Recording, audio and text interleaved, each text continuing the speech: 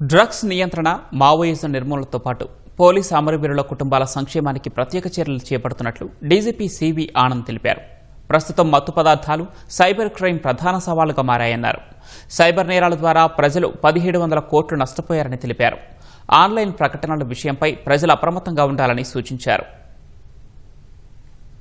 రోజురోజుకు పెరుగుతున్న సైబర్ మోసాలపై పోలీసులు కఠిన చర్యలు చేపడుతున్నారు. బాధితులు పోగొట్టుకున్న సొమ్మును పెద్ద మొత్తంలో రికవరీ చేస్తున్నా ఆ మోసాలకు మాత్రం అడ్డుకట్ట పడ్డం లేదు. నిత్యం ఎక్కడో ఒకచోట ప్రజలు సైబర్ మోసగాళ్ల ఉచ్చులో చిక్కుకుంటూనే ఉన్నారు. రాష్ట్ర వ్యాప్తంగా గత 3 ఏళ్లలో సాధారణ నేరాల్లో ప్రజలు 250 కోట్ల విలువైన ఆస్తులు పోగొట్టుకుంటే సైబర్ నేరాల్లో 1700 కోట్ల వరకు బాధితులు నష్టపోయారని డీజీపీ సివి ఆనంద్ వెల్లడించారు. సైబర్ నేరాల్ని అవగాహనతో నియంత్రించొచ్చని, ఈ క్రమంలోనే సైబర్ విభాగాన్ని బలోపేతం చేసే అవగాహన సదస్సులు ఏర్పాటు చేస్తున్నామని తెలిపారు. సైబర్ నేరాల నియంత్రణలో దేశంలోనే తెలంగాణ ముందున్నట్లు సివి ఆనంద్ వివరించారు.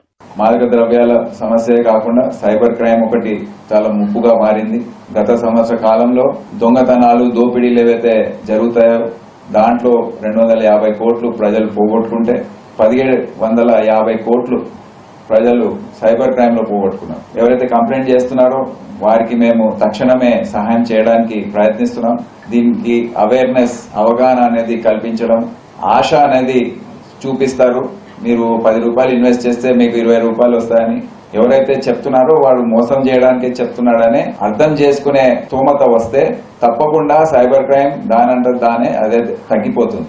కొన్ని రోజుల క్రితం జరిగిన ప్రధానమంత్రి గారి వీడియో కాన్ఫరెన్స్ ఏదైతే జరిగిందో సైబర్ క్రైమ్ పైన ప్రత్యేకంగా దానిపైన నిర్వహించారు. ఓవరాల్ గా తెలంగాణ ఫస్ట్ నిలబడింది. దాంట్లో ఆ సమీక్షలో 29 రాష్ట్రాలు, 6-7 యూటీస్ ఏవైతే ఉన్నాయో, యూనియన్ టెరిటరీస్, అవన్నిట్లో కూడా ప్రథమ స్థానంలో తెలంగాణ ఉందని మీ అందరికీ తెలియజేస్తున్నాను.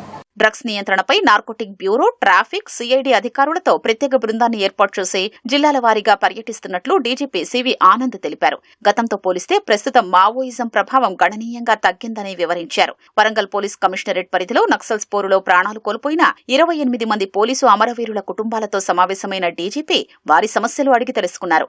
అమరవీరుల కుటుంబాల సమస్యల పరిష్కారం కోసం టీజీ వీర్ గ్రీవెన్స్ పోర్టల్ను ప్రారంభించినట్లు సివి ఆనంద్ తెలిపారు. గత సంవత్సర కాలంలో సెంట్రల్ కమిటీ మెంబర్స్ అందరు కూడా లొంగిపోయారు. చాలా మంది ఎన్కౌంటర్స్ లో కూడా చనిపోయారు. ఇప్పుడు రీహాబిలిటేషన్ మరియు వారిని జనజీవన స్రవంతిలో ఏ విధంగా కలపాలనేది ఇప్పుడు మా ముందున్న సవాలు. ఇంకా కొన్ని చర్యలు చేపట్టే అవసరం ఉంది. రాష్ట్ర ప్రభుత్వం ఏదైతే రీహాబ్ పాలసీ పెట్టిందో దాని అనుగుణంగా వారికి కొన్ని హెల్త్ కార్డు ప్లస్ వారికి ఇంకా వేరే సౌకర్యాలు అవసరమో అవన్నీ కూడా డిపార్ట్మెంట్ గా మేము దాని గురించి సమీక్ష చేయబోతున్నాం. ఈ నక్సలైట్ వైలెన్స్ లో, మావోయిస్ట్ వైలెన్స్ లో చనిపోయారు గత 25-30 సంవత్సరాలు. ఆ కుటుంబ సభ్యులతో ఒక మీటింగ్ జరిపాం. ఏమేమి వాళ్ళకి ఇంకా సమస్యలు ఏమున్నాయి ఇవన్నీ కనుక్కున్నాం. వారి సౌకర్యం కోసం ఒక కొత్త యాప్ కూడా ప్రారంభించాం.